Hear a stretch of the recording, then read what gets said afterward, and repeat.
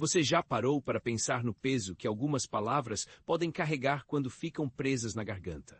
Existe um tipo peculiar de guardião, alguém que não protege castelos ou tesouros, mas sim segredos, verdades não ditas e histórias que o mundo nunca ouviu.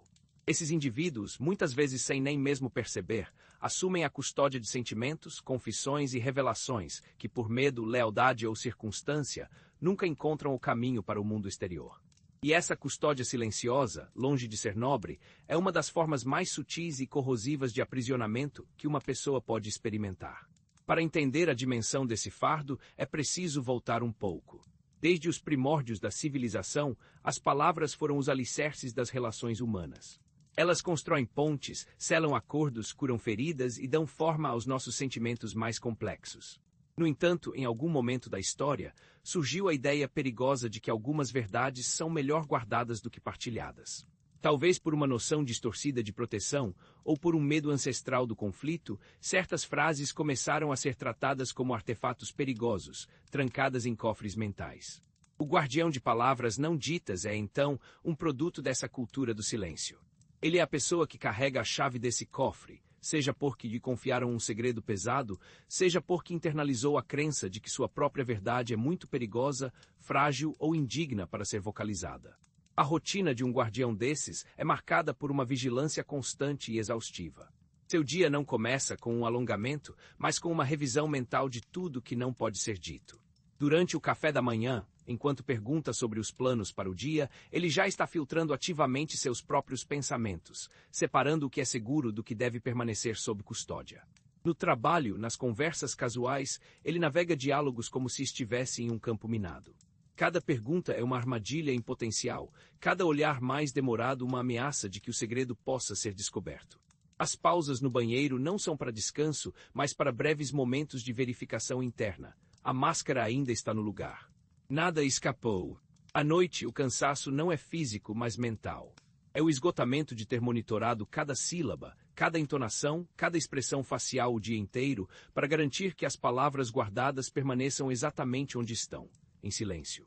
As pressões que cercam essa vida são multifacetadas e implacáveis. A primeira é a pressão da lealdade real ou imaginária.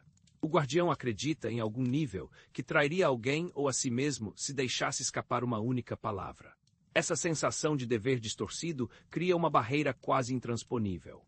A segunda pressão vem do medo das consequências. Ele passa incontáveis horas ruminando sobre os cenários catastróficos que se desdobrariam se a verdade viesse à tona. Relacionamentos despedaçados, carreiras arruinadas, julgamentos sociais. Esse medo é um carcereiro eficiente, mantendo em estado constante de alerta. E a terceira pressão, talvez a mais insidiosa, é a da normalidade. Ele precisa performar a vida de uma pessoa comum, despreocupada e aberta, enquanto por dentro gerencia um universo paralelo de restrições e autocensura. O esforço para manter essa fachada de normalidade é em si uma carga esmagadora. Por trás do silêncio aparente, existe um lado invisível de agitação constante. A mente do guardião nunca está em paz. É um turbilhão de diálogos internos, onde as palavras não ditas são repetidas, revisadas e reorganizadas em um loop infinito. Elas ganham vida própria, tornando-se mais pesadas e complexas com o tempo.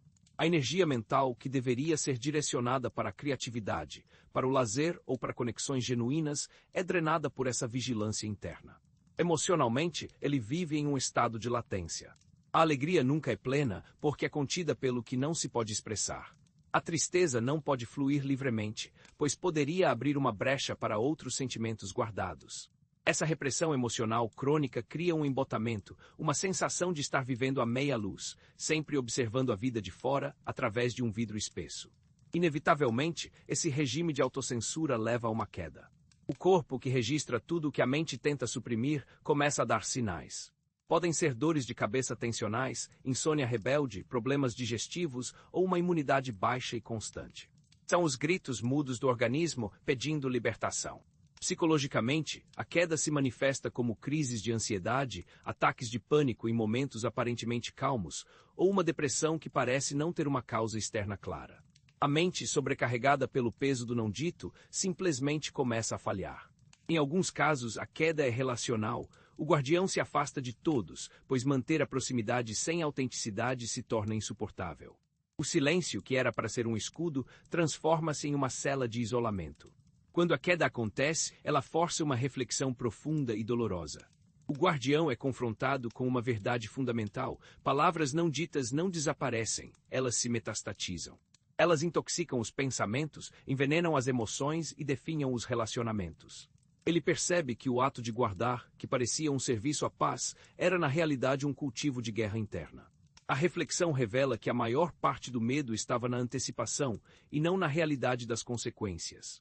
Que as pessoas ao seu redor são provavelmente mais resilientes e compreensivas do que ele imaginava em seus cenários catastróficos. E o mais importante, ele começa a entender que sua voz, sua verdade, por mais imperfeita que seja, tem o direito de existir. Que o silêncio pode ser uma cortesia em doses homeopáticas, mas em excesso é um veneno para a alma. A jornada deixa uma lição clara. Viver não é sobre guardar segredos impolutos, mas sobre navegar as complexidades e as belezas desarrumadas da verdade, uma palavra de cada vez.